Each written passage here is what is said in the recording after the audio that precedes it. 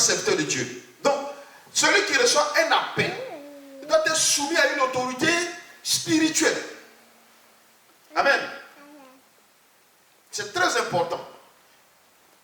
Quelle que soit la personne, si elle te dit, moi, j'ai vu mon appel, il faut lui demander simplement, tu es dans quelle église? Et qui est ton père spirituel? Non, moi, je n'ai pas de père spirituel, mais puis bon, actuellement, je suis à la maison, quoi, je prie Dieu. Il ment. Il est en train de s'auto-proclamer. Amen. Parce que l'appel, ce n'est pas toi qui t'appelles, c'est Dieu qui t'appelle. Et on n'exerce pas un appel hors d'une assemblée. On exerce un appel à l'intérieur d'une assemblée parce que ce que tu as fait est sacerdotal. Ça ne concerne qu'un environnement dans lequel Dieu est. Amen. Donc dans une maison, dans une église. Donc quelqu'un qui a un appel, tu dis dans quelle église? Et qui est ton père spirituel? Vous demandez souvent que ces deux éléments. Mais ce n'est pas le ministère. L'appel n'est pas le ministère. C'est la mise à part qui t'amène au ministère. Il faut bien préciser les choses. L'appel, c'est seulement être un lévite, être attaché au sacerdoce. Amen. Amen. Donc ce qu'on est censé faire dans la maison. Donc quelqu'un qui a un appel, il peut être musicien, il peut être balayeur, il peut être décorateur, il peut être restaurateur, il peut être réceptionniste, il peut faire l'accueil. Tout ça, c'est des appels. Amen. Amen. Mais ça se passe dans une église et sous l'autorité d'un homme de Dieu. Parce que c'est lui qui voit ton appel. Et c'est lui qui t'oriente à ce que tu es censé faire parce que ton cœur y est attaché. Amen. Amen. Donc l'autorité spirituelle est importante. Et l'importance de l'église. Donc l'église. Ok? Donc pour exercer son appel, il faut être dans une église. Hors d'une église, on n'exerce pas d'appel. Et sans autorité sur toi, ok? On ne peut pas exercer un appel. C'est pas vrai. Amen. Amen. Ok. Ensuite, quand on finit l'appel, maintenant on va rentrer à la mise à part. C'est ça maintenant. Là maintenant on quitte le cadre des Lévites, n'est-ce pas non? Maintenant on va rentrer dans le sacerdoce. Amen. Amen. Ok. Donc ça veut dire qu'on quitte dans la fonction de tous ceux qui travaillent dans le parvis pour accéder à la fonction de ceux qui ont travaillé dans le lieu saint. Vous voyez que c'est différent. C'est deux cadres différents avec des règles différentes. Ils n'ont rien en commun. Rien ne les lie. Donc, à partir du moment où, en tant que lévite, ton appel a été défini, et ce que tu es censé faire est vu, est vérifié, il y a un témoignage. Ok? Donc, il y a un premier témoignage. Donc, l'église et le père spirituel établi sur toi doit en être lui-même. Que telle ou telle personne, je l'ai vu évoluer, je l'ai vu avancer, je l'ai vu devenir, je l'ai vu exercer. Maintenant, au-dedans de son appel, je vois un ministère. Amen. Donc, à l'intérieur de l'appel, je vois maintenant un ministère. Alors, je l'appelle, j'ai dit, ah, ma fille ou mon fils, j'ai vu que tu exerces ton appel en tant que décorateur. Mais j'ai vu le ministère sur ta vie. J'ai vu que tu as appelé à exercer un ministère. Le ministère d'apôtre. Ok? Pourquoi? Parce qu'en exerçant son appel, n'est-ce pas non? Le don qui définit le ministère qui est l'apostolat se manifeste en lui. Est-ce que vous me comprenez bien? Donc en exerçant toujours son appel, sa fonction, maintenant le don, parce que c'est le don. Le don qui est de Dieu, il se manifeste de plusieurs manières. Le Saint-Esprit n'est pas limité. Donc à la fois, il te donne la capacité de décorer l'église, mais à la fois en décorant l'église, il est en train de manifester en toi, n'est-ce pas non? Cette attitude et cette nature qu'a un apôtre. Ta manière de faire, ta manière de parler de Dieu, ta manière de prêcher, ta manière d'enseigner, ta pertinence, n'est-ce pas non? Et commence à ressortir le don qui va spécifier ton ministère.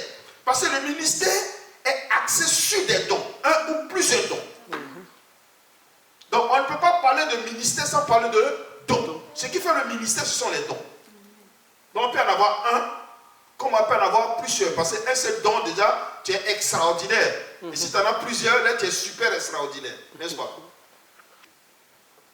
Ok? Voilà. Mais il faut la mise à part. Pardon. Il faut l'appel. Donc quand l'appel est en train de s'exercer et l'homme de Dieu, du dessus de son perchoir, regarde. Il dit, ah, dans l'exercice de ton appel, je vois ce don du ministère qui est en toi. Je vois que tu as un caractère et tu as une attitude et l'amour que tu as de parler de Dieu ferait de toi un grand pasteur. Ferait de toi un grand pasteur. Ferait de toi un pasteur. Parce que tu as l'amour des âmes. Parce que tu as la patience des âmes. Parce que tu sais parler aux âmes. Quand tu parles, tu réjouis le cœur. Tu sais prendre les gens. Tu es patient. Parce que chaque ministère a sa spécificité, a sa manière de fonctionner et a ses caractéristiques. Et les éléments qui définissent par exemple le caractère, les caractéristiques qui définissent par exemple le ministère pastoral, c'est d'abord la patience. Un pasteur est patient. Un pasteur n'est pas colérique. Un pasteur n'est pas nerveux. Un pasteur est très, très, très patient. Un pasteur est compatissant. Un pasteur est miséricorde. Ok? Ça ne veut pas dire qu'il ne peut pas chasser des démons, mais ce n'est pas ça sa vocation. Mais il est plutôt dans la douceur. Ok? Il est dans l'amour. Il sait entendre, il sait écouter. Il est patient. Il prend tout son temps pour t'écouter. Il prend tout son temps pour t'entendre. Il prend tout son temps pour te redresser. Il prend tout son temps pour te couvrir. Il a le désir de le faire. C'est pourquoi on estime que le ministère pastoral est le ministère par excellence de l'Église. Parce que c'est le ministère qui sied Dieu lui-même, de par sa patience. C'est pourquoi on dit que c'est le ministère du bon berger. C'est pourquoi on dit que c'est le ministère du berger. C'est pourquoi on dit que celui qui établit sur une œuvre doit d'abord être un berger. J'ai dû avoir les caractéristiques du ministère pastoral. Amen. Mais ça, c'est dans ton appel qu'on voit ça. Amen. Amen. C'est dans ton appel qu'on voit ça. Et ça, on n'est pas pressé de déceler ces choses-là. Amen. Amen. Donc, à partir du moment où, dans l'appel, pour déceler ces choses, il y a 3 éléments qui seront les outils que vous allez utiliser. Vous demain, en tant que responsable d'église. Il y a 3 éléments que vous allez utiliser. Que vous devez déceler la personne. Tant que ce caractère ne domine pas la nature de ces personnes, maintenez-les toujours en observation. L'obéissance, la soumission et l'humilité. Amen. Amen. Avant de faire passer une personne de l'appel à la mise à part, il faut que vous décelez ces personnes de l'obéissance, de la soumission et de l'humilité. Sinon, tout ce qui va venir derrière, ça va fausser.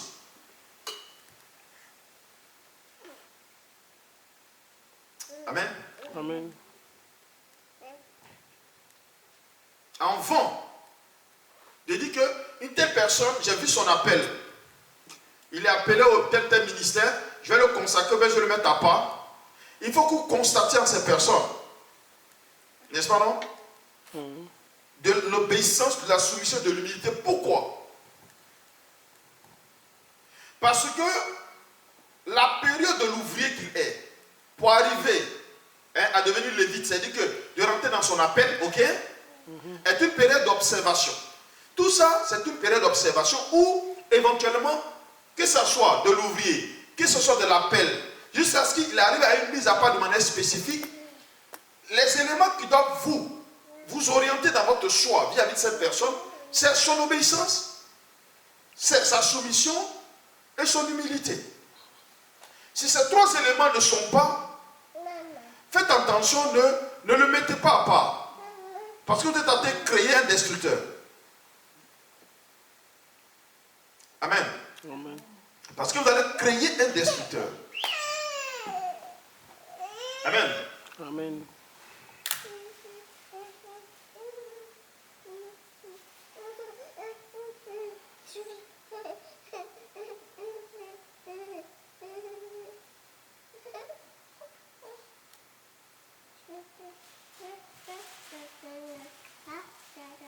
Ensuite,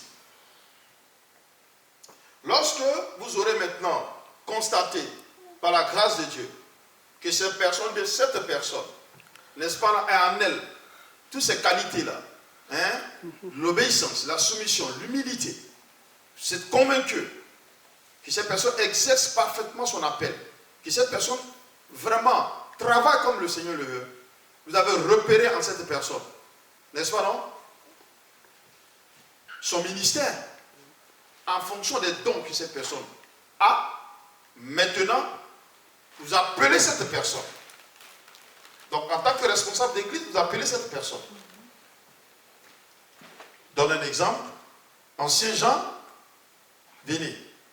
Je vous reçois. Vous pouvez dire, Aïsa, viens, parce que je dois te rencontrer, j'ai des choses importantes à te dire. Cette personne, vous devez lui parler de vivant voix. C'est très important ce que je suis en train de dire. Car le jour où vous êtes en train de lui parler, vous avez prié devant le Seigneur, que telle personne, voici ce que j'ai remarqué, Père, en cette personne. Tu m'as dit, dans la provision qui doit servir à bâtir cette œuvre que tu m'as donnée, la première provision, elle est humaine. Et tu m'as apporté des personnes en tant qu'ouvrier. Et en tant qu'ouvrier, cette personne a exercé, n'est-ce pas, en tant qu'ouvrier, et j'ai vu son appel en tant que lévite. Et de manière spécifique, cette personne est passée de l'ouvrier pour devenir lévite. De manière spécifique à une fonction dans l'église. Et cette personne, par obéissance, par soumission, par humilité, a exercé, n'est-ce pas, non, cette fonction-là. Et en exerçant cette fonction, j'ai vu où son cœur s'orientait. Pour de manière spécifique, n'est-ce pas, non, te servir à un niveau plus élevé. Car j'ai vu en cette personne le don que tu lui avais donné pour devenir évangéliste. Ayant vu ce don, et toutes ces choses que tu mets en nous et en tes enfants, c'est pour ton église et le bien de ton église. Alors j'ai décidé d'en informer cette personne au devant de toi, en ta présence, car je te parle comme témoin. Pour qu'en ce jour, cette personne sache que tu l'as appelé au ministère. Est-ce que vous me comprenez? Alors, quand cette personne-là, tu l'as appelée et tu lui dis, voici ton parcours et voici les témoignages qui sont avec toi. Parce que le témoignage est la base, n'est-ce pas, non, qui définit l'équilibre d'une personne qui a servi Dieu. Est-ce que vous comprenez? Ton témoignage, je dirais, est ta richesse absolue. Tu as deux choses qui vont t'accompagner dans toute ta marche avec Dieu. Ton témoignage et Jésus-Christ. Il y a deux éléments. Où vous êtes, ce n'est pas pourquoi vous vous battre sur la terre des hommes, c'est votre témoignage. Ton sacrifice tournera autour de ton témoignage. Tout ce que tu feras, tes sacrifices, tes peines, ta souffrance, ta misère dans le ministère, tournera autour de ton témoignage. C'est-à-dire partout où tu iras, ton témoignage sera devant toi. C'est lui qui t'ouvre une porte, c'est lui qui te ferme une porte. Ton témoignage. Donc, ce n'est pourquoi est-ce que sur la tête tu dois te battre. À des endroits tu seras petit. À des endroits tu seras insignifiant à cause de ton témoignage. Car le Seigneur te dira qu'à cet endroit, sois petit. Ou à cet endroit, sois grand. C'est ton témoignage. Parce que Satan luttera pour ton témoignage. C'est le seul enjeu sur lequel va se battre toi. Je vous le dis, ça notez. C'est le seul défi qu'il a. Satan ne se lève pas contre toi à cause de tes beaux yeux. Pas parce que tu prêches. Ça ne l'intéresse pas. C'est à cause de ton témoignage. Parce que si détruit ton témoignage, il a détruit ton ministère. Est-ce que vous comprenez? Jésus-Christ, c'est ce que tu as reçu. Et à ton baptême, et à l'alliance qui a été faite, tu es sauvé. Pour Jésus, c'est bon. Il sera toujours avec toi. C'est une garantie. C'est une alliance. Mais sur la terre des hommes, ce dont pourquoi tu as travaillé, c'est ton témoignage. Durant toute ta marche. Donc, ça, ne l'oubliez jamais. Ça, jamais. Veillez dessus comme la prunelle de vos yeux ton témoignage. C'est ce qui intéresse Satan. Le reste, ça ne l'intéresse pas. Le reste, ça ne lui dit absolument rien. Il dit que Michael et ses anges ont combattu le dragon, le serpent ancien. N'est-ce pas, non? Le diable et Satan. Ils ont été vainqueurs à cause du sang de l'agneau et à cause de leur témoignage. C'est les deux éléments. C'est-à-dire, s'ils s'étaient trouvés une virgule dans leur témoignage, Satan les fait quoi? Les fait tomber. Une seule virgule. Mais il n'y avait rien. Tout est nickel. Ils sont passés. Amen. Donc, pour ne pas être accusé, veillez les yeux. Et ceux que demain vous aurez peau avec vous, et dont vous serez responsable sur eux, dites-leur de veiller sur leur témoignage. Le témoignage, on va étudier dessus, on va étudier plus tard ce que c'est qu'un témoignage. Amen. Amen. Donc, il y a beaucoup de personnes qui jouent à leur témoignage. Mais Satan les rattrape devant. Amen. Amen. Oui. Tu peux mentir aux hommes, hein, mais tu ne mens pas à Satan. Amen. Amen. Mais c'est la grâce de Dieu. Le sang de Jésus nous couvre. Amen.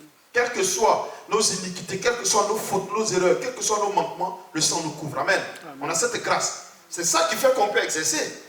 Sinon, on ne peut rien. Sinon, hier, il va te montrer, il va dire, mais toi, ma photo, toi, tu t'es énervé hier. Tu veux faire quoi sur la chair?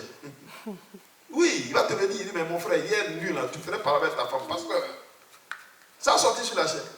Mais à cause du sang de l'agneau, ça fait quoi? C'est bloqué. C'est ce qui fait qu'on peut exercer. Sinon, on ne pourra rien faire. Amen. Amen. Le sang, c'est divin. Le témoignage, c'est humain. Donc, c'est une part de responsabilité. Amen. Amen. Bon, on fait un peu, il faut quand même faire un peu d'effort, n'est-ce pas, dans son témoignage, pour le maintenir. Quoi qu'advienne, Satan touchera un peu ton témoignage. Mais ta droiture permettra de le maintenir. Amen. Dieu, par le sang de Jésus, va le maintenir quand même avec force. Mais si Satan vient gratter tous nos témoignages, tu veux, tu ne veux pas, il sortira toute une histoire quelque part. Ça te taper quelque part. Tu veux, tu ne veux pas, ça va t'affaiblir un peu. Après, te relance un peu.